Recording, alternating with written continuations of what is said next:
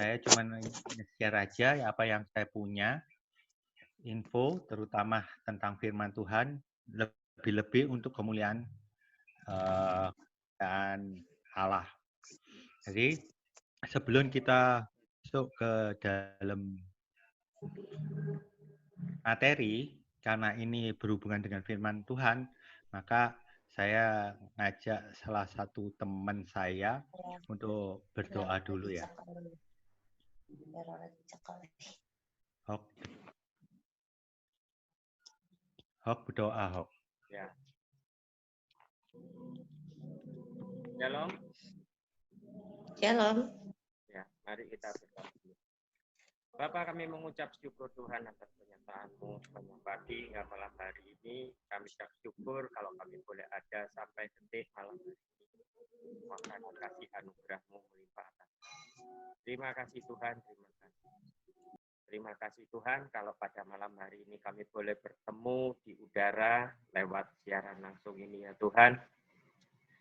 Kami mau mendengar kebenaran firman-Mu ya Tuhan. Sebelum itu kiranya Kau sucikan, kuduskan kami ya Tuhan. Tahirkan kami ya Tuhan sehingga kami layak di hadapan-Mu.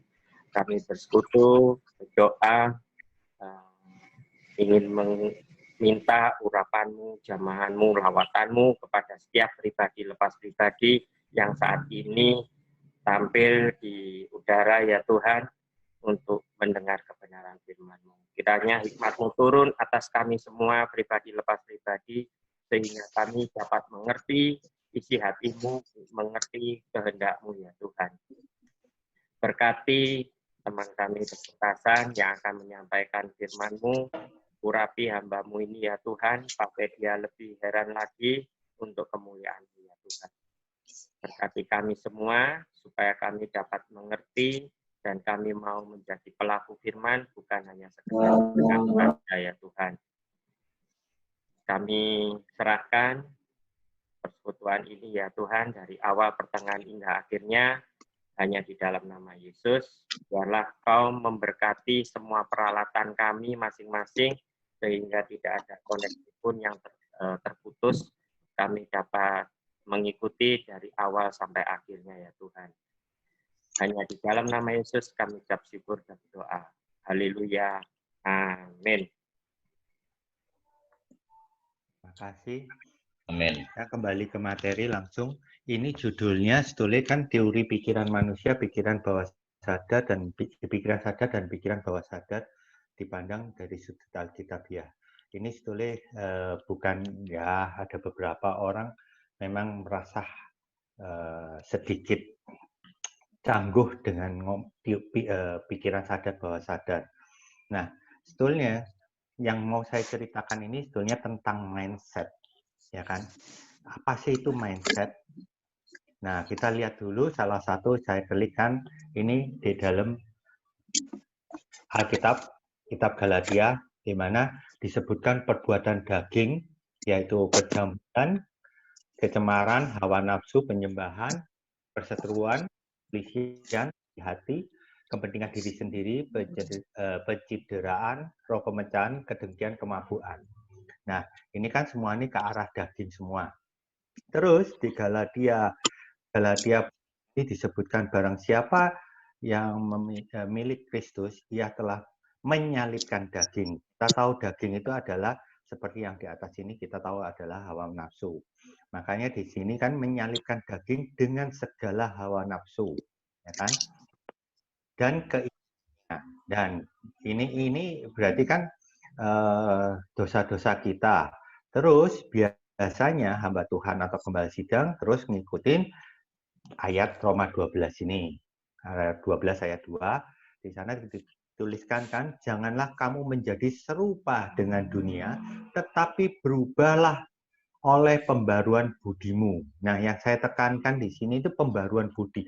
Ini selalu hamba-hamba Tuhan maupun gembala sidang selalu menyebutkan kita ubah mindset kita. Nah, tapi orang-orang pasti bingung, apa sih mindset itu? Apa yang diubah? Gitu. Kadang kita pun tahu hamba-hamba Tuhan kita sebagai umat selalu melakukan kan kita udah ngubah mindset, tetapi kenapa masih ada aja susahnya, masih ada kedagingan kita.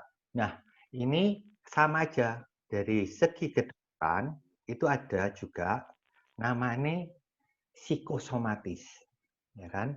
Karena saya seorang dokter, psikosomatis itu adalah penyakit yang ditimbulkan oleh pikiran, terutama ada beberapa penyakit itu tidak diketahui penyebabnya. Jadi misal kanker, terutama kanker sih, terus kencing manis, kolesterol, itu ditanyai dokter paling enak. Bukan saya sebagai dokter terus menyepelekan, tapi beberapa dokter kalau ditanyain, dokter kenapa saya punya kanker? Ya, itu karena turunan. Nah, penyebabnya tidak tahu. Nah, itu namanya, atau kenapa saya punya sakit mah, nggak sembuh-sembuh? Iya, kamu pikiran. Ya kan? Maka kenapa saya nggak bisa tidur? Karena kamu pikiran. Loh, saya berusaha tidur, berusaha cuman nggak mikir. Tapi nggak bisa tidur. Nah, itu berarti penyakit insomnia yang nggak bisa tidur itu disebabkan karena apa? Karena pikiran. Nah, kenapa kok seperti itu? Dokter dari segi kedokteran yang saya punya, itu kalau kita kepikiran, itu sama aja kayak kontraksi. Jadi kayak tangan kita gegem karena tegang, karena pikiran. Itu tangan kita tegang gini, berarti istilahnya vasokonstriksi. Nah, Kokasan, kan dia, sorry. Kokasan, sorry. sorry. Mungkin apa namanya saran naik apa bisa di full screen. Jadi materinya bisa di screenshot gitu. Oke, tak full screen ya. Apa? Maaf, saya full screen kan. Ini pakai page up, page down. Jadi apa? Jadi lebih gampang di full screen. Nanti Kokasan next page itu pakai page up, page down gitu mungkin lebih membantu. Oke. Nah, Ini. oke. Thank you. Yuk. Nah, ini cerita nih kalau dari kedokteran, psikosomatis ini pernah saya seminarkan, kanker itu disebabkan karena salah satu pikiran. Nah, pikiran itu menyebabkan vasokonstriksi pembuluh darah. Jadi sama kayak kita, misal kita tegang, itu pasti tangan itu pasti gegem kan? Nah, itu sama pembuluh darah itu mengecil, vasokonstriksi itu mengecil. Nah, kalau mengecilnya tergantung di daerah mana. Kalau misalnya itu di daerah emah, otomatis dia menyebabkan aliran darah di emah itu tidak bagus sehingga menyebabkan sakit mah. Atau kadang di kulit akhirnya menyebabkan gatal atau alergi, dermatitis istilahnya. Nah, itu dari kedokteran. Nah, atau di otak akhirnya dari tegang sehingga mereka tidak bisa tidur. Tapi dokter selalu bilang, udah hilangkan, ubah pola pikirmu. Nah, saya biarpun misal saya sebagai orang awam, pasti saya jawab gimana ngubah pikiran. Sudah saya coba berkali-kali, nggak bisa. Nah, ini makanya saya cerita, apa itu? Pasti dokter juga sama kan? Mindset. Nah, itu cerita nih. Apa sih sebetulnya mindset? Nah, kita tahu mind itu pikiran. Set berarti satu kesatuan kan? Nah, apa yang dilakukan satu kesatuan ini cerita dari otak kita itu selalu macam-macam, ada segala macam dream. Nah, ini otak dari kedokteran. Ya kan, saya cerita dari kedokterannya. Apa kalau dari kedokteran mindset? Kedokteran bilang itu dibagi dua. Otak itu dibagi dua, otak kanan dan otak kiri. Otak kanan itu kekuatannya 100.000 kali dibandingkan otak kiri. Nah, otak kanan itu apa? Otak kanan itu isinya kreativitas, gambar, memori. Jadi semua kayak orang yang memakai, orang kidal itu memakai otak kanan itu lebih dominan,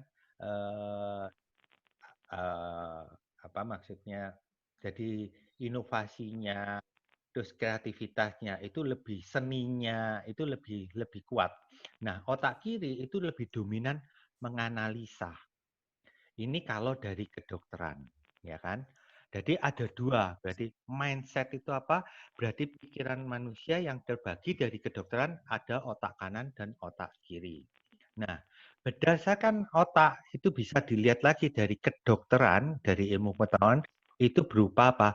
gelombang otak. Nah, gelombang otak orang itu ada 4 macam, yang atas ini jarang dipakai, yang gamma ini.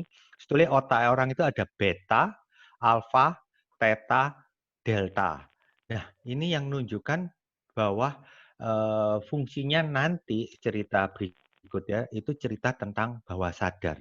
Nah, beta ini kita lihat dalam keadaan tegang sehari-hari, dalam keadaan sehari-hari kita jalan. Alfa itu biasanya kita menonton TV, dengerin musik, itu alfa mulai turun.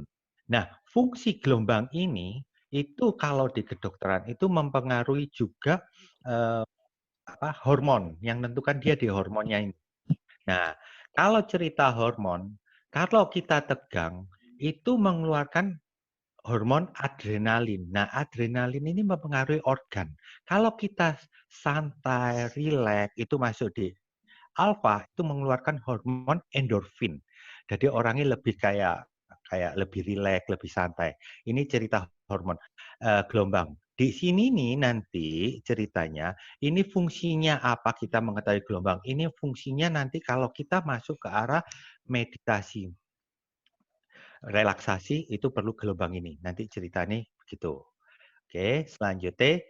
Nah, karena dari kedokteran sudah ada apa itu tadi saya cerita, ubah mindset dari hamba Tuhan pun juga ubah mindset. Nah, ini ada ilmu baru itu yang menceritakan tentang pikiran manusia, gimana cara membentuk pikiran manusia.